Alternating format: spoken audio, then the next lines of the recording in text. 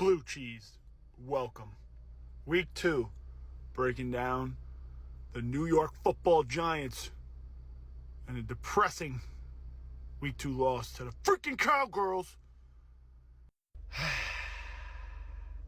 All right, well, I guess I should just get to it. This one ripped my heart out. For the past decade, I've been disappointed time and time again by the Giants. I've felt anger, disgust, frustration, confusion, but this is one in a long time that actually has made me feel disappointed. For once, the offense showed up. I don't know. I think we scored more than 30 points for the first time in 5-6 years. Definitely the first time in Dable's tenure. If not, it's the second time. So definitely disappointed. But yeah, anytime you score above 30 points, you should win. You should win the game. There's no question. But as well as the offense showed out, they're not off the hook. And we're going to get right into it. All right, guys. Everybody take a look. What do you see below my mouth? A trash can? Right. Well, guess what? There's more than one in this photo. There's two. This bum, James Hudson III, a big free agent signing from the boss man Joe Shane, is a waste of space and a burn of cash.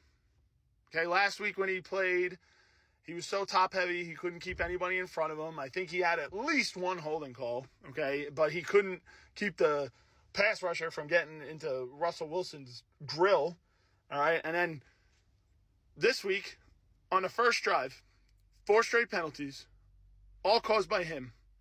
2 bonehead ones, by the way. One where he's trying to slapbox a guy because he's probably a little mad that he's been kicking his ass on the line of scrimmage. And a second where he freaking wrestles the dude and tries to smash his head into the turf. Like, guy, what are you doing? Like, I understand we play with emotion, but this is not where you take out childhood trauma, okay? I've coached all levels of football except college and professional, and I can tell you right now, if I had one player that cost me 2 penalties on the first drive 2 times in a row, I would have took him out. Not 1, but 2. This guy didn't have just 2. He didn't just have 3. He had 4. I mean, when is enough? I know after the 4th you take him out, but like, we should have seen that. And it cost us, I think, almost like 80 yards on the first drive. Dude, and our offense was driving. Those are critical moments that we can't, like, sacrifice right now. We're not there as a franchise right now. We're trying to build momentum and confidence, and this is not how you do it. So I'm glad we pulled him out when we did, but 2 plays too many, Dable. James Hudson cannot see the field anymore this season. I don't care. Sign some bum off the street. I bet you Justin Pugh's ready to get off his couch again, okay? Before this guy steps on the tackle spot position, that's who I want to see. This guy sucks! This guy right here, Marcus Bowe, pronounced Bowe, steps in and doesn't let the guy in front of him come anywhere near dangerous the rest of the game. And you know what's crazy? Is we didn't even talk about him. There was no commending or pats on the backs from the announcers or anyone. But honestly, I think half the reason that we were allowed to score these many points is because this guy came in and balled out. He was blocking, running down the field on Scadabo's crazy run. Marcus Bowe is a freak athlete. He's a little raw, but he's a freak athlete who finally has gotten a shot to play tackle. Well, when Andrew 5-star hamstring sits out Thomas all the time, okay, and just, doesn't want to play because who knows why. We might as well trade him at this point because I don't even care to see him on the field.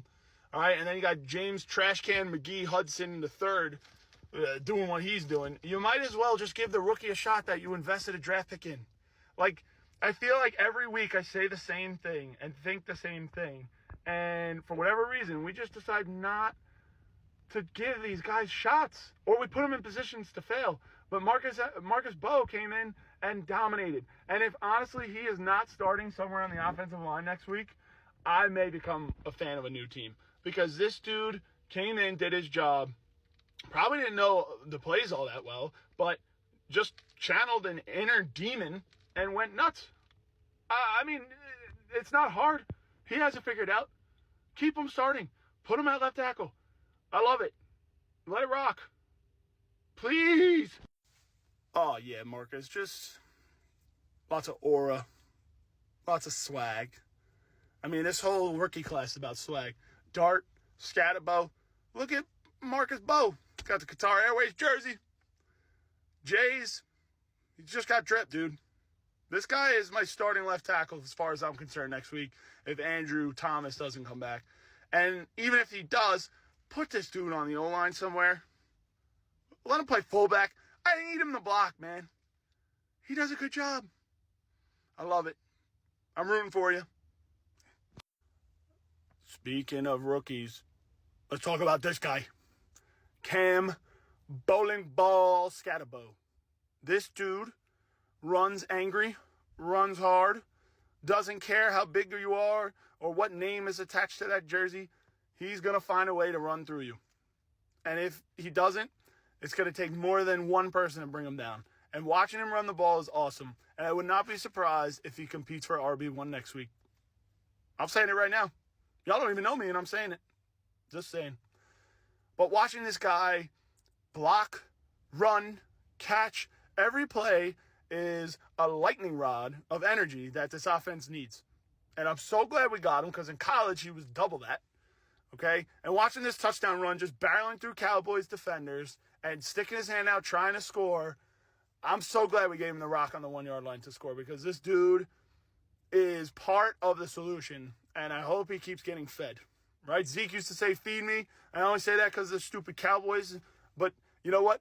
We need to feed Bo. Okay? Bo knows. Especially Scat. I love this guy. I mean, guys, let's watch this grown man run by 44. Look at Bo. Wham. Bam. Thank you, ma'am. I mean, I wish that was a touchdown. I know that Kyle Brandt absolutely loves this guy. And now I do too. But, like, dude, the blocking first off was phenomenal. The run, he exploded through the hole. And then he didn't even try to stiff arm or juke Cedric Wilson. He said, screw you. You might be the toughest hitter on the Cowboys defense now that Micah Too Strong Parsons is gone. But Bo don't care. Bo knows. He's lowered his shoulder and he's going to take you on. And truthfully, he carried him for about a yard. I mean, he kept his balance and almost scored. So, whatever. Bring the attitude, bring the juice. But Cam's my guy. That draft story of where he was 9 years old and put his football helmet and shoulder pads on and started running into a telephone pole to toughen up should pretty much explain exactly who this guy is and what he's going to bring to your team. He's a workhorse. He's a savage. Keep feeding him the rock. Make him RB1. Sprinkle in some Tyrone Tracy to give this dude some wind. And let's go, man. Bring this type of energy every week. This is what I want to see. That's running the ball for the worst rushing attack in the NFL. He's going to come in and change it. Or at least if Daboll keeps giving him the chance. Don't listen to bald Kafka over there who, decides to screw up momentum, which we'll get into later. All right? But Bo's the guy. Bo's the guy. Bo knows. I mean, I just look at this and I see OBJ. Shades of Beckham. But I knew Malik was doing this back in college because I love LSU. But, dude, I'm so glad that not only do we have somebody who can throw the ball downfield to this man, but actually tries to get him the ball and force feed him.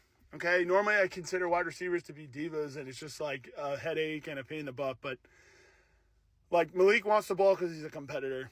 And we also, for whatever reason, didn't let Daniel Dimes throw the ball down the field and push that.